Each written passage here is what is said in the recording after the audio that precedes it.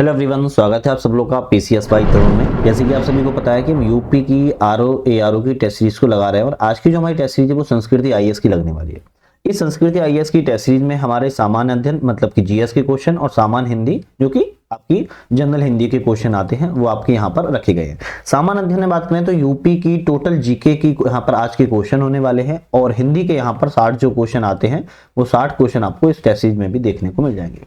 लेकिन इसी को ध्यान में रखते हुए हमने आरओ के लिए करंट अफेयर्स का एक सेशन स्टार्ट किया हुआ है जो कि 3000 क्वेश्चन प्लस का सेशन है और प्रत्येक शनिवार को हर सैटरडे को आपको शनिवार के दिन करंट अफेयर्स की क्लास आती है। तो उम्मीद है आप लोग देख लेते होंगे, उसमें आपके 3000 प्लस क्वेश्चन की सीरीज है। तो डिस्क्रिप्शन में लिंक है, आप एक बार जाके जरूर देख लीजिएगा। साथ में अपना ऐप भी आ चुका है जिसका नाम है नट लर्निंग ऐप। और इस ऐप के बारे में क्यों बता रहा हूं, क्योंकि आप लोग इस ऐप को डाउनलोड करके मल्टीपल एग्जाम्स की टेस्ट सीरीज ऑनलाइन माध्यम से दे सकते हो। जिस तरीके से आप बहुत सारे पैसे बर्बाद करने के बाद और भी महंगी लेते हो, लेकिन आपको यहाँ पर मिल जाएगी देखने को, और वो भी टेस्ट आपको केवल 180 टेस्ट के साथ, मतलब कि 180 टेस्ट होंगे और आपको वहां पर प्रीवियस ईयर के क्वेश्चन, आपको जीएस के, हिंदी के, करंट अफेयर के, सी सेट के सभी क्वेश्चन आपको वहां पर मिल जाते हैं। तो टेस्ट सीरीज आप लोग नट लर्निंग ऐप पर एक बार लगा लीजिएगा, समझ में आती है क्या आती है, तो उसके बाद पता चल जाएगा आपको भी कि भाई ये काम की चीज है या नहीं है। सेकेंड चीज, हमारी संस्कृति आईएएस की ही हमारी टेस्ट सीरीज नहीं लग रही है, इस चैनल पर आपकी जीएस वर्ल्ड की टेस्ट सीरीज लग रही है। अगर बात किया तो दृष्टि वालों की टेस्ट सीरीज लग रही है। और अगर हम बात करें यहाँ पर आपकी मेक आईएएस की भी टेस्ट सीरीज लगाना स्टार्ट हो रहा है और संस्कृति की तो हम देख ही रहे हैं। चलिए खैर, ये तो हो गई हमारी चर्चा की बात जो भी थी। अब हम नेक्स्ट अपनी बात करेंगे यहाँ पर क्वेश्चन पर, जो कि हम पिछली वीडियो में 50 क्वेश्चन तक कवर कर चुके थे, जैसे कि आप सभी को पता होगा। आज हमारे 51 क्वेश्चन से स्टार्ट होंगे जो कि बहुत ही ज्यादा महत्वपूर्ण रहने वाले हैं और एग्जाम्स के पॉइंट ऑफ व्यू से, और यहाँ से क्वेश्चन आते ही आते हैं भर भर के, क्योंकि टेस्ट सीरीज है तो कहीं ना कहीं आपको देखने को यहाँ पर मिल जाएगा।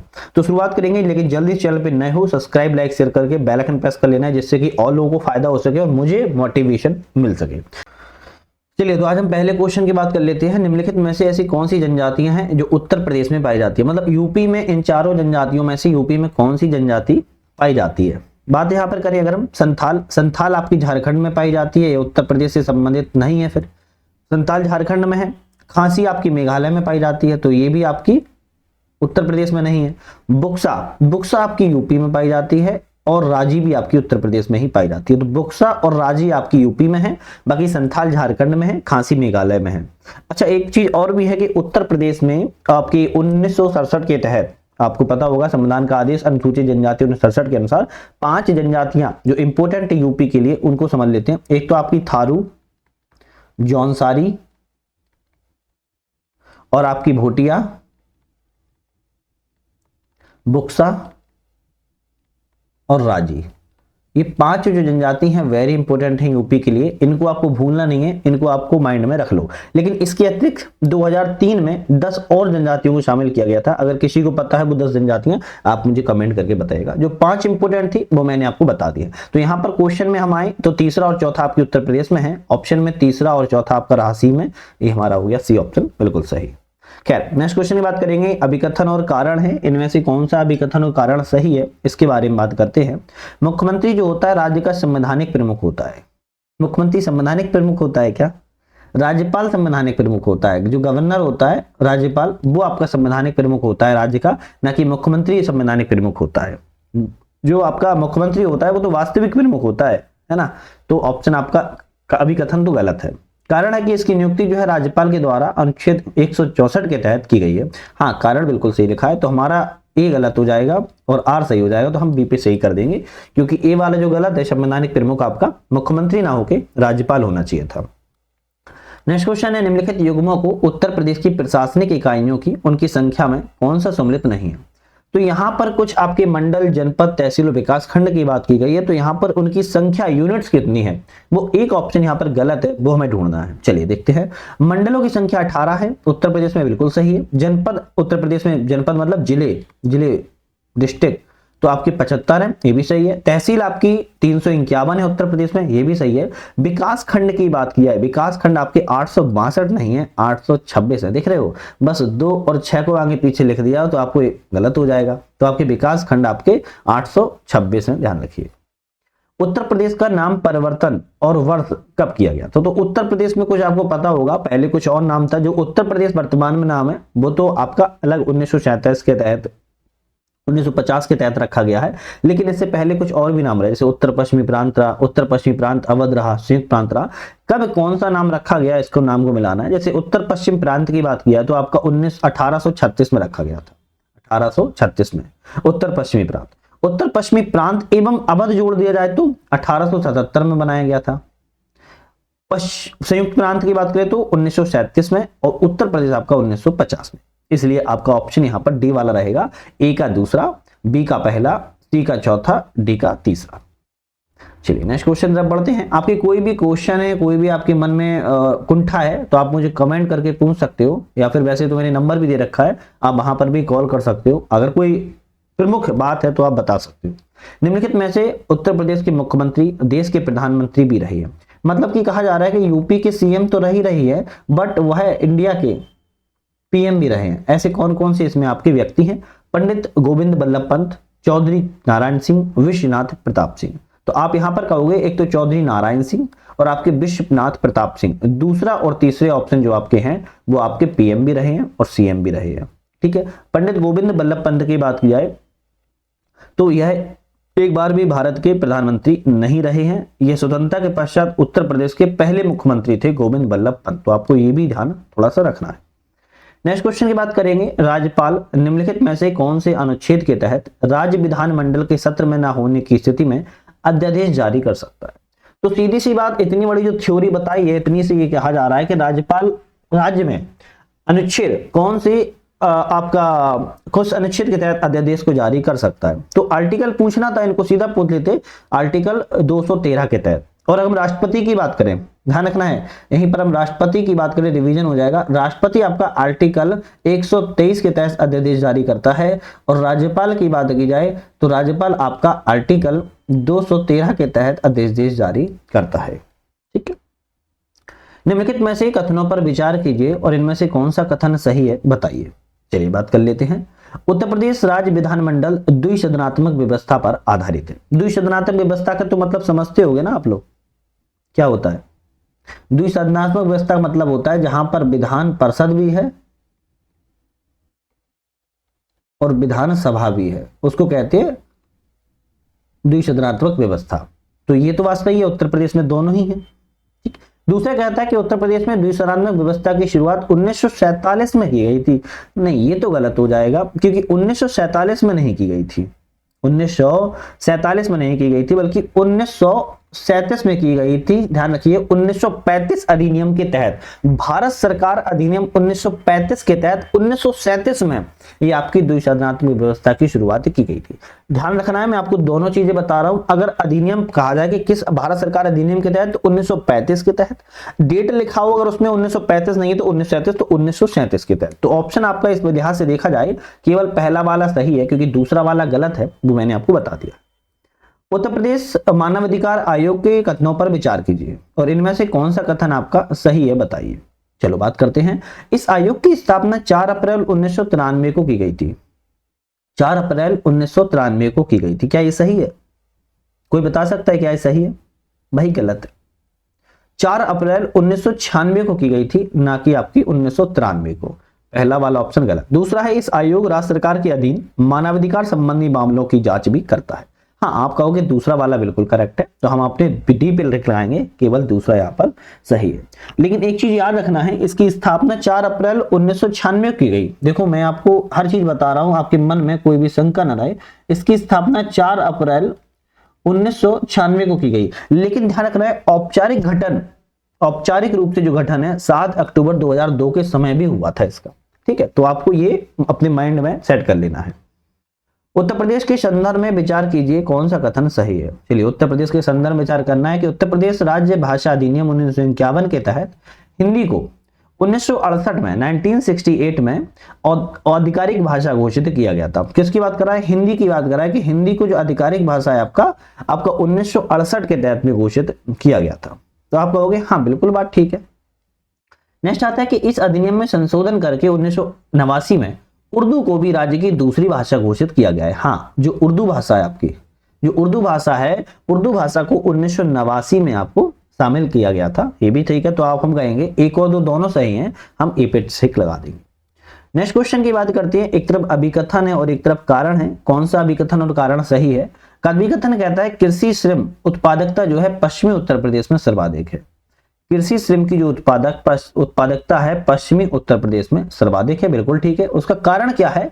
क्योंकि पश्चिमी उत्तर प्रदेश में कृषि का सबसे अधिक यांत्रिकीकरण, मतलब कि क्या हुआ है, मैकेनिज्म, मशीनीकरण किया गया है। तो आप कहोगे हाँ, अभिकथन ए और कारण आपके दोनों सही। अच्छा, पश्चिमी का मतलब समझ पा रहे हो ना, जो आपका हरियाणा नोएडा से सीमा लगने वाला जो आपके जिले हैं वो वाला है ना, मेरठ वगैरह। तो यहां पर आपका ए रहेगा ऑप्शन सही, ए आर दोनों सही है और आर ए की सही व्याख्या भी कर रहा है। नेक्स्ट क्वेश्चन की बात करते हैं। उत्तर प्रदेश में चलाई जा रही योजनाओं पर विचार कीजिए, उनको सही कालक्रम में व्यवस्थित कीजिए। उत्तर प्रदेश में कौन सी योजना कब पहले चलाई गई, इसकी बात कर रहा है।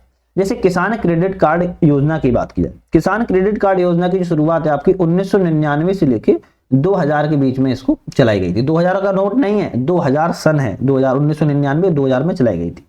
वहीं किसान मित्र योजना की बात करें तो 18 जून इसको 2001 में इसको चलाया गया था।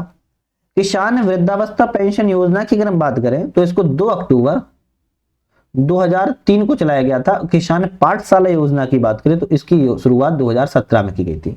तो ऐसा प्रतीत हो रहा है कि एक लाइन शिप ऑलरेडी लगे हैं, क्योंकि 1999 के बाद ही 2000 आता है, 2001 के बाद 2003 आएगा, 2003 के बाद 2017 आएगा। तो हम कहेंगे डी वाला सही रहेगा।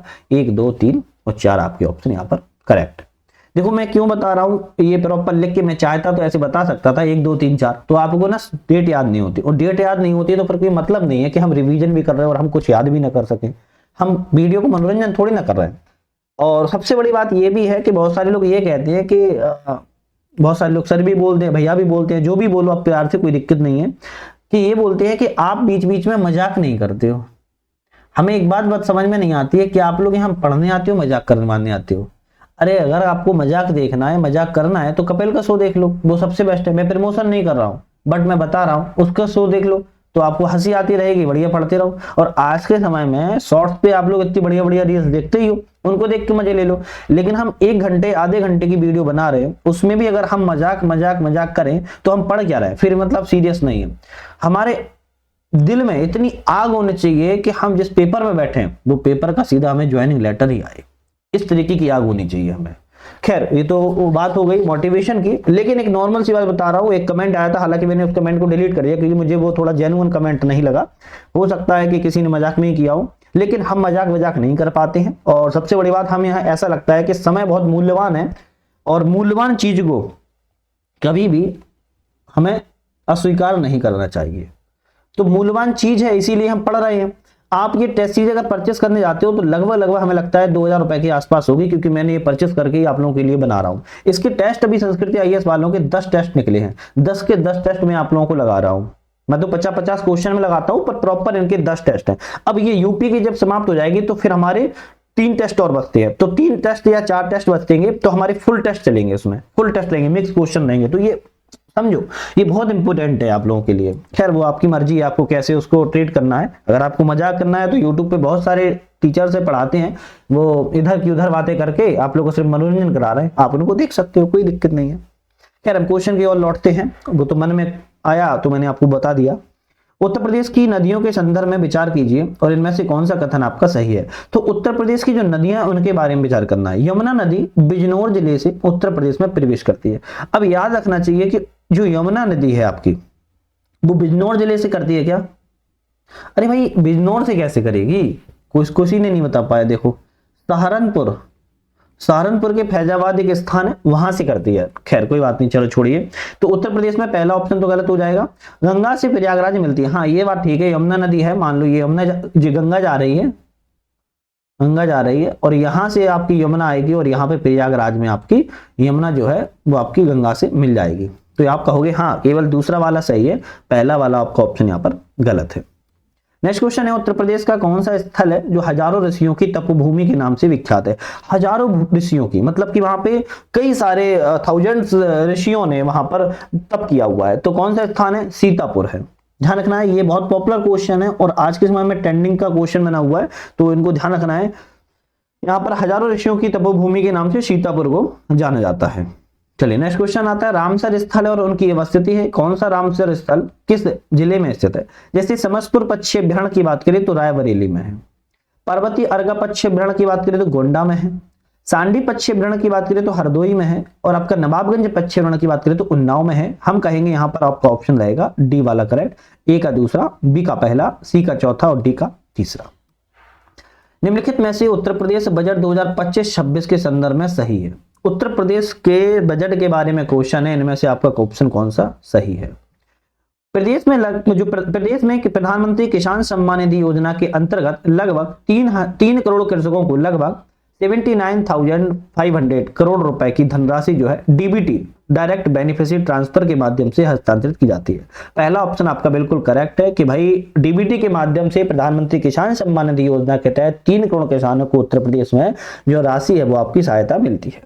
दूसरा कहता है कि पीएम कुसुम योजना के अंतर्गत 2024 में कृषकों के क्षेत्रों में विभिन्न क्षमता के कुल 22,089 सोलर पंपों की स्थापना की गई है।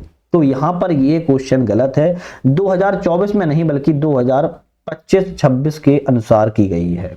तो आपका ऑप्शन दूसरा वाला गलत था, जो कि मैंने आपको करेक्ट कर दिया है। केवल एक सही है, तो हम टिक लगाएंगे डी पर, केवल एक यहां पर सही। नेक्स्ट क्वेश्चन आता है, निम्नलिखित युग्मों में से कौन सा सम्मिलित नहीं है? सम्मिलित नहीं है उसकी बात कर रहा है। एक तरफ सिटी एवं पार्क योजना है, दूसरी अवस्थिति है कहां पर है, देख लेते हैं कौन सा सही नहीं है। जैसे प्लास्टिक सिटी की बात करें तो अरे कन्नौज में नहीं है, औरैया में है, तो आपका ऑप्शन पहला ही गलत हो गया था। चलो ठीक है, कोई बात नहीं, औरैया में है plastic city. Cyber city Kanpur में है, बिल्कुल ठीक है। क्षेत्रीय साइंस सिटी लखनऊ में है, ये भी ठीक है। सरस्वती हाईटेक सिटी प्रयागराज में है, ये भी हम कहेंगे बिल्कुल सही है। लेकिन कन्नौज में क्या है? अगर कन्नौज का नाम आया है तो कन्नौज में भी कुछ ना कुछ होगा ना। कन्नौज में हमारी इत्र सिटी है। कौन सी? इत्र सिटी हम कन्नौज को कहते हैं, इसको भी ध्यान रखना है। उत्तर प्रदेश बजट 2025-26 के संदर्भ में विचार कीजिए, कौन सा कथन सही है? चलिए देखते हैं। जो प्रस्तुत बजट का जो आकार है वो आपका लाख करोड़ रुपए में है। 08,08,736 इकाई, दहाई, सैकड़ा, हजार, 10,000, लाख, करोड़, 10 करोड़, अरब। 8 करोड़ 8,07,36 लाख करोड़ रुपए में आपका ये उत्तर प्रदेश का बजट है। आप ऐसे भी आस कर सकते हो 8.8 या फिर जैसे भी आपको ध्यान रखना हो कर लेना, ठीक है। तो 8,08,0736 करोड़ 6 लाख रुपए आपका प्रॉपर बजट है, आपको ध्यान रखना है। राजकोषीय घाटा की बात किया है तो यहां पर 91,399.80 करोड़ रुपए रहने का अनुमान बताया गया है। दोनों आपके ऑप्शन करेक्ट हैं। और ये वाला जो क्वेश्चन है वेरी वेरी इंपॉर्टेंट है, आपको इसको नहीं भूलना है, डायरेक्ट कभी कभी एग्जाम में आ जाता है। चलिए नेक्स्ट क्वेश्चन देखते हैं। उत्तर प्रदेश बजट 2025-26 के संदर्भ में विचार कीजिए, वो कौन सा यहाँ पर कथन सही है। चलिए देखते हैं। उत्तर प्रदेश के बजट, जो प्रस्तुत बजट है उत्तर प्रदेश में, उसमें सर्वाधिक आवंटन कृषि क्षेत्र में किया गया है। सर्वाधिक आवंटन कृषि क्षेत्र में किया गया है, गलत हो जाएगा। सर्वाधिक आवंटन कृषि क्षेत्र में नहीं किया गया है, सबसे ज्यादा आवंटन आपके शिक्षा के क्षेत्र में किया गया है। कितना किया गया शिक्षा के क्षेत्र में? 22% किया गया है। तो पहला ऑप्शन गलत, जो कि मैंने आपको बता दिया। अच्छा, कृषि के क्षेत्र में कितना किया गया है? तो कृषि के क्षेत्र में केवल 11% किया गया है। यहां लिख देता हूं, शिक्षा के क्षेत्र में 22%, कृषि के क्षेत्र में 11%। बजट में सबसे कम आवंटन स्वास्थ्य सेवाओं के लिए किया गया है। अब बजट में सबसे कम आवंटन कह रहा है स्वास्थ्य सेवाओं के लिए। अब भाई स्वास्थ्य सेवाओं के लिए सबसे कम तो नहीं किया गया, क्यों वो भी बताते हैं। स्वास्थ्य सेवाओं के लिए कितना किया गया? 6% स्वास्थ्य सेवाओं के लिए। लेकिन सबसे जो कम किया गया है वो सामाजिक सुरक्षा कार्यक्रमों पर किया गया है। सामाजिक सुरक्षा कार्यक्रमों पर कितना किया गया है?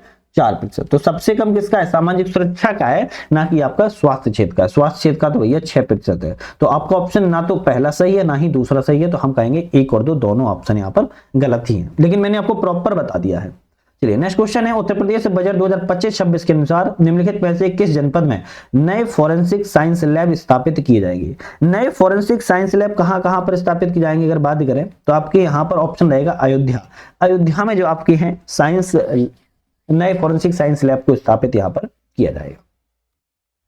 नेक्स्ट क्वेश्चन की बात करते हैं। उत्तर प्रदेश के सांस्कृतिक संस्थानों की स्थापना पर विचार कीजिए और उनको एक कार्यक्रम में व्यवस्थित कीजिए। सांस्कृतिक स्थानों की कार्यक्रम में विचार करना है, उनको एक कार्यक्रम में व्यवस्थित भी करना है। जैसे भातखंडे संगीत संस्थान की बात की जाए तो आपकी इसकी स्थापना कब की गई थी? आपकी कहोगे भातखंडे की स्थापना 1926 में की गई थी।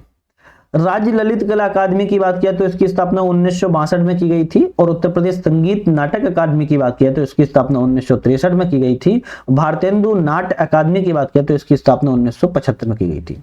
आपका ऑप्शन यहाँ पर दूसरा वाला सही रहेगा, पहले नंबर पर दूसरा रहेगा, फिर आपका तीसरा रहेगा 1926 के बाद 1962, फिर आपका 1963 आएगा, और फिर आपका 1963 आने के बाद फिर आपका आएगा चौथे नंबर पर 1975। तो आपका ऑप्शन यहाँ पर रहेगा डी वाला 2, 3, 4, 1। निम्नलिखित में से काकोरी कांड के क्रांतिकारी और किस जेल में फांसी दी गई है उनको सम्मिलित करना है, यहाँ पर कौन सा सही नहीं है देखते हैं। रामप्रसाद बिस्मिल को जो फांसी है गोरखपुर जेल में दी गई थी, बिल्कुल सही लिखा है। अशफाक उल्ला खां को फांसी वही लखनऊ जेल में नहीं दी गई थी, फिर कहां पर, फैजाबाद, फैजाबाद जेल में दी गई थी, लेकिन वर्तमान में इसका नाम अयोध्या हो गया है। तो अयोध्या जेल उस समय फैजाबाद जेल था, तो ऑप्शन आपका बी वाला गलत था। ठाकुर रोशन सिंह को फांसी नैनी प्रयागराज जेल में दी गई थी, और राजेंद्र नाथ लाहिड़ी को फांसी गोंडा जेल में दी गई थी, ध्यान रखिए। नीचे दिए गए अभिकथन और कारण है, इनको मिलान करना है। जैसे अभिकथन ए कहता है, क्या कहता है कि वो कुशीनगर बौद्ध धर्म के संबंधित महत्वपूर्ण स्थल है। हाँ, कुशीनगर जो है बौद्ध धर्म का एक महत्वपूर्ण स्थल के रूप में जाना जाता है, आप कहोगे बिल्कुल ठीक है। कारण कहता है कि गौतम बुद्ध ने यहाँ पर अपना पहला उपदेश दिया था। अब सीधी सी बात है, वो गलत हो गया। कुशीनगर में पहला उपदेश दिया था, सारनाथ में पहला उपदेश दिया था, ना कि आपके कुशीनगर में, तो आपका कारण तो गलत है। तो हमारा ऑप्शन रहेगा ए सही, आर गलत, डी वाला हमारा यहाँ पर करेक्ट है। नेक्स्ट क्वेश्चन है, दिल्ली टोपरा स्तंभ लेख के अभिलेखों के संदर्भ में विचार कीजिए। दिल्ली टोपरा स्तंभ लेखों के बारे में विचार करना है, कौन सा ऑप्शन यहाँ पर सही है।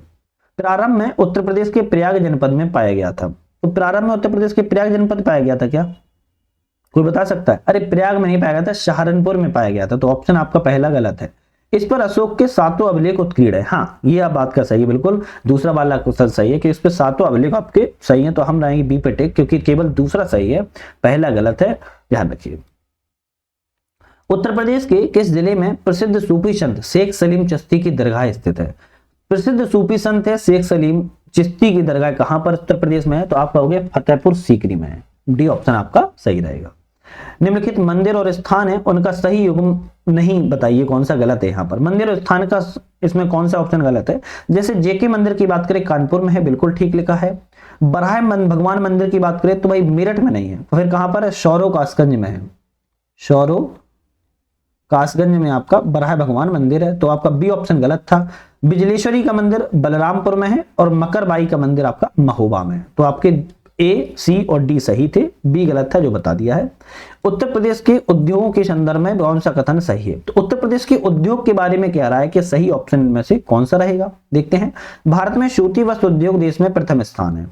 भाई सूती वस्त्र उद्योग का भारत में प्रथम, उत्तर प्रदेश का प्रथम स्थान कैसे हो सकता है बताइए? हो सकता है क्या? नहीं हो सकता है ना, कैसे भी नहीं हो सकता है। उत्तर प्रदेश का तीसरा स्थान है, कौन सा है? 3rd स्थान है उत्तर प्रदेश का सूती वस्त्र उद्योग में, ध्यान रखिएगा। तो आपका ऑप्शन पहला गलत है। भारत या प्रदेश का सबसे बड़ा रोजगार उपलब्ध कराने वाला उद्योग है, तो भाई ये कैसे? तब तीसरा स्थान ही सूती उद्योग का है, तो रोजगार सबसे ज्यादा कैसे? कृषि के बाद आता है, सबसे पहले नंबर पर कृषि आती है रोजगार में, उसके बाद आपका सूती वस्त्र उद्योग आएगा दूसरे नंबर पर। तो हम कहेंगे दूसरा भी गलत है, तो हम सी पे लगाएंगे ठीक, ना पहला सही ना ही दूसरा सही है।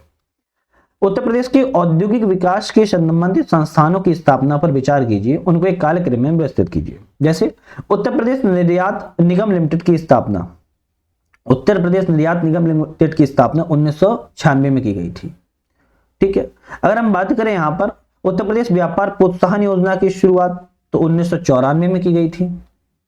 उत्तर प्रदेश लघु उद्योग निगम लिमिटेड की स्थापना की शुरुआत 1958 में की गई थी, और उत्तर प्रदेश औद्योगिक विकास निगम आयोग की स्थापना की बात की जाए आप कहोगे 1961 में की गई थी। तो देखो सामने सब कुछ डेट लिख दिया है, अब आप मिला भी लोगे तो हमारा ए वाला सही रहेगा, तीसरा चौथा पहला और दूसरा। चलिए नेक्स्ट क्वेश्चन तक बढ़ेंगे। एक तरफ नक्षत्र शालाएं हैं और एक तरफ स्थान है, कौन सी नक्षत्रशाला किस स्थान पर स्थित है? जैसे इंदिरा गांधी नक्षत्रशाला की बात करें तो लखनऊ में है, वीर बहादुर सिंह नक्षत्रशाला की बात करें तो गोरखपुर में है, आर्यभट्ट नक्षत्रशाला की बात करें तो रामपुर में है, जवाहर नक्षत्रशाला की बात करें तो प्रयागराज में है। हमारा ऑप्शन रहेगा डी वाला, दूसरा पहला चौथा और तीसरे से हमें ABCD मिलान कर लेने हैं। उत्तर प्रदेश राज्य विद्युत संयंत्र संस्थान और उनकी कौन सा स्थान है, तो यहाँ पर सही नहीं मिला है, उसकी बात करें। जैसे अनपरा सोनभद्र में है, बिल्कुल ठीक है। ओबरा झांसी में है, ओबरा झांसी में, ओबरा सोनभद्र में ही है, ओबरा सोनभद्र में है, तो बी वाला गलत था। जवाहरपुर एटा में है, पनकी कानपुर में है। लेकिन झांसी में एक और है, झांसी में कौन सा है, तो झांसी में आपका परीक्षा है, झांसी में परीक्षा भी कहते हैं, देखो परीक्षा भी कहते हैं और परीक्षा भी, जो भी आपको ठीक लगे आप लोग पढ़ लेना, बस समझ पता होना चाहिए कि भाई ये चीज कहाँ है, सीधी बात, मेरा मोटिव यही रहता है। नेक्स्ट आता है कि 2011 की जनगणना के अनुसार उत्तर प्रदेश की जो कुल जनसंख्या का प्रतिशत आश्रित वर्ग में कितना आता है, तो आश्रित वर्ग में आपका 67.1% आपका आश्रित वर्ग में रखा जाता है। दूसरा क्वेश्चन आता है कि निम्नलिखित कथनों पर विचार कीजिए, इनमें से कौन सा कथन सही है। 2011 के अनुसार उत्तर प्रदेश का जो लिंगानुपात है समग्र देश के लिंगानुपात से 31 कम है। हाँ, आप कहोगे 31 कम है, क्यों? क्योंकि 1000 पुरुषों पर अगर हम बात करें 1000 पुरुषों पर 912 है, कितना है, 912 लिंगानुपात है यूपी का, ध्यान रखिएगा यूपी का। और अगर हम बात करें 1000 पुरुषों पर भारत का लिंगानुपात कितना है, तो 943 है, ये आपका इंडिया का हो गया है। तो आपका भारत का पूछा जाए लिंगानुपात 943 है, 1000 आपके स्त्रियों पर, सॉरी 1000 पुरुषों पर 943 स्त्रियां होती हैं, और उत्तर प्रदेश में 1000 पुरुषों पर 912 स्त्रियां आती हैं। तो आपका होगा पहला ऑप्शन बिल्कुल ठीक है। दूसरा कहता है कि वयस्क लिंगानुपात और शिशु लिंगानुपात दोनों की दृष्टि से जो उत्तर प्रदेश है देश के राज्य और कैसा से प्रदेशों में प्रथम स्थान पर है। तो आप कहोगे भाई प्रथम स्थान पर तो नहीं है, क्योंकि जो है वो 26वें स्थान पर है, 26वें, तो प्रथम स्थान पर तो हो ही नहीं सकता है, तो दूसरा तो गलत है। तो केवल आपका यहाँ पर सी पे टिक लगाएंगे, केवल एक ऑप्शन यहाँ पर सही है। चलिए नेक्स्ट क्वेश्चन देखते हैं। विश्व स्तर पर जनसंख्या के मामले में उत्तर प्रदेश का कौन सा स्थान है, मतलब कि ये कहा जा रहा है कि वर्ल्ड में, पूरे विश्व में पॉपुलेशन के मामले में जो उत्तर प्रदेश का स्थान है वो कौन सा है। भारत की नहीं बात कर रहा है, भारत का तो अपना पहला परचम लहरा देगा आपकी बार में, है ना, लेकिन उत्तर प्रदेश का स्थान पूरे विश्व में कौन सा रहेगा, तो 5वां रहेगा। तो सोचो केवल उत्तर प्रदेश का भारत में 5वें स्थान पर है हम, कोई बात नहीं। नेक्स्ट आता है कि निम्नलिखित कथनों पर विचार कीजिए, इनमें से कौन सा कथन आपका सही है। देश का सबसे लंबा आंतरिक राष्ट्रीय जलमार्ग एक है। क्या कहा जा रहा है, देश का सबसे लंबा आंतरिक राष्ट्रीय जलमार्ग क्रमांक 1 है। तो भाई 1 है क्या, आप कहोगे बिल्कुल भैया एक ही है ना, आपको पता ही होगा सबसे लंबा है, गंगा नदी में प्रयागराज से हल्दिया तक का, बिल्कुल ठीक है। राष्ट्रीय जलमार्ग संख्या 1 वाराणसी से हल्दिया, अभी मैंने बोल भी दिया है कि भाई ये प्रयागराज से हल्दिया तक है, वाराणसी से नहीं है, प्रयागराज से हल्दिया तक है। तो आप कहोगे गंगा नदी मारे, तो दूसरा तो ऑप्शन गलत है, केवल एक है, तो हम ए पे टिक लगा देंगे। नेक्स्ट क्वेश्चन है, हवाई अड्डा है और नगर है, कौन सा हवाई अड्डा किस नगर में, जैसे खेरिया आपका आगरा में है, बमरौली आपका प्रयागराज में है, चकेरी आपका कानपुर में है, हिंडन आपका गाजियाबाद में है। ऑप्शन आपका डी वाला बिल्कुल सही रहेगा। निम्नलिखित में से वाराणसी में स्थित विश्वनाथ मंदिर का जो निर्माण है वो किसके द्वारा कराया गया था। तो वाराणसी में विश्वनाथ मंदिर का निर्माण की बात कर रहा है तो रानी अहिल्याबाई ने करवाया था, थोड़ा सा इसको याद रखिए। उत्तर प्रदेश में प्रतिवर्ष हर साल वन्य जीव सप्ताह कब मनाया जाता है, हर साल वन्य जीव सप्ताह की बात कर रहा है, कब मनाया जाता है, तो आप कहोगे 1 से 7 अक्टूबर के बीच में मनाया जाता है। नेक्स्ट क्वेश्चन तरफ बढ़ते हैं। निम्नलिखित में से ऐसा कौन सा वन्यजीव अभयारण्य है जो कि उत्तर प्रदेश में स्थित है, तो इनमें से आपका उत्तर प्रदेश में कौन सा है। अगर हम बोरी वन्यजीव अभयारण्य की बात करें तो कहां पर है, यह मध्य प्रदेश में होशंगाबाद जिले में है। चलो राज्य का नाम लिख देते हैं, बाकी मैं बोलता जा रहा हूं, मध्य प्रदेश के होशंगाबाद जिले में है। खैनी वन्यजीव अभयारण्य की बात की जाए ये भी मध्य प्रदेश के सीहोर जिले में है। करेरा वन्यजीव अभयारण्य की बात करें तो ये भी मध्य प्रदेश के शिवपुरी जिले में है। लेकिन सोहेलवा वन्यजीव अभयारण्य की बात करें ये आपका उत्तर प्रदेश के श्रावस्ती में है, श्रावस्ती में है। तो आपका ऑप्शन डी वाला रहेगा, सोहेलवा वन्यजीव अभयारण्य आपका उत्तर प्रदेश में, ध्यान रखिए। नेक्स्ट क्वेश्चन बात करते हैं, उत्तर प्रदेश में पाए जाने वाले वनों के संदर्भ में कौन सा ऑप्शन यहां पर सही है। तो वनों के संदर्भ में बात कर रहा है, कौन सा ऑप्शन सही है। प्रदेश में सर्वाधिक जो उष्णकटिबंधीय शुष्क पर्णपाती वन है वो पाए जाते हैं, बिल्कुल बात ठीक है कि उत्तर प्रदेश में उष्णकटिबंधीय शुष्क पर्णपाती वन सबसे ज्यादा पाए जाते हैं।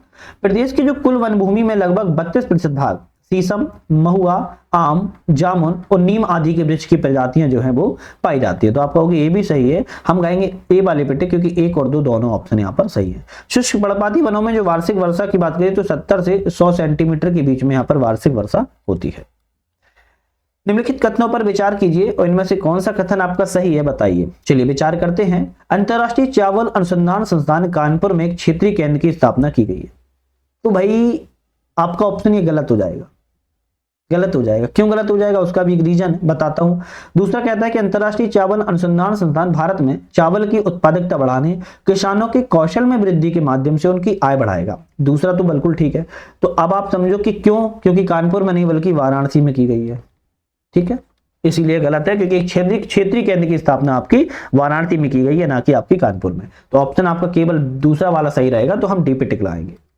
90 क्वेश्चन पर आ चुके हैं, लेकिन आप लोगों को इतना सा हल्का सा फर्ज नहीं बन रहा है कि लाइक शेयर सब्सक्राइब करके थोड़ा सा मोटिवेशन दे दो यार। इतना तो आप लोग कर ही सकते हो, है ना। 10 सेकंड लगते हैं आपको मोटिवेशन देने में, इतना आप लोग कर लीजिए कि थोड़ा अच्छा लगता है आपके लिए। इतनी पीपीटी बनाते हैं, इतनी मेहनत से सब कुछ, फिर भी आप लोग नहीं करते हो।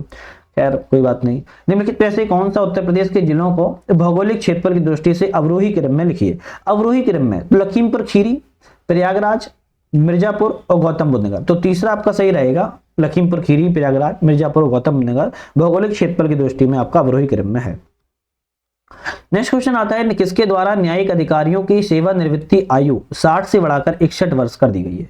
तो 60 से बढ़ाकर न्यायिक अधिकारियों की जो सेवा से जो आपके निवृत्ति की आयु है वो कौन से राज्य में की गई है। तो आप कहोगे आंध्र प्रदेश राज्य में की गई है, 60 से अब 61 वर्ष।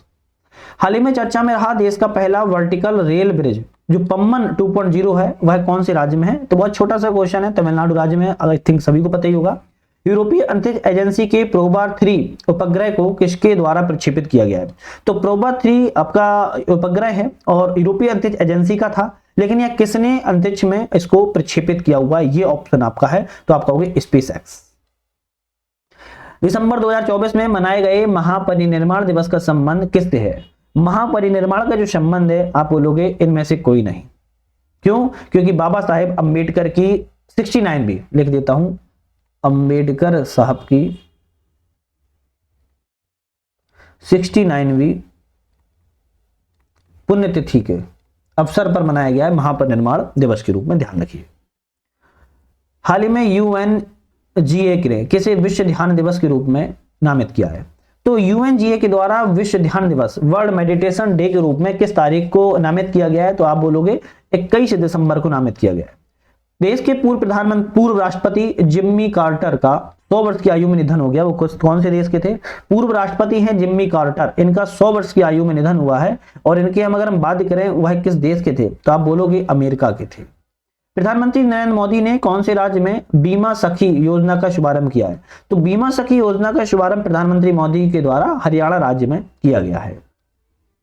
उत्तर प्रदेश के कौन से शहर में भारत का पहला एकीकृत अपशिष्ट प्रबंधन शहर सह शिक्षण केंद्र स्थापित किया जाएगा। आप बोलोगे गोरखपुर में स्थापित यहां पर किया जा रहा है।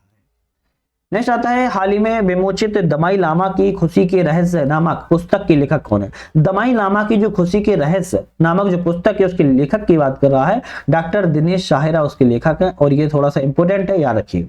दिसंबर 2024 में केंद्रीय गृह एवं सहकारिता मंत्री अमित शाह ने कौन से राज्य की पुलिस को प्रेसिडेंट कलर से सम्मानित किया है। तो प्रेसिडेंट से कलर आपका छत्तीसगढ़ राज्य की पुलिस को किया है, केंद्रीय गृह एवं सहकारिता मंत्री हैं अमित शाह किया गया। तो आज यहां पर हमने 100 क्वेश्चन तक कवर कर लिया। नेक्स्ट हमारी वीडियो में 101 से आएंगे। तो चैनल पे लाइक शेयर सब्सक्राइब करके बेल आइकन प्रेस कर लेना है, जिससे कि नई वीडियो आए उसका आपको नोटिफिकेशन मिल सके और आप लोग उसको सही से लगा सके। तो आज पर वीडियो बने रहने के लिए आप सभी का बहुत बहुत धन्यवाद।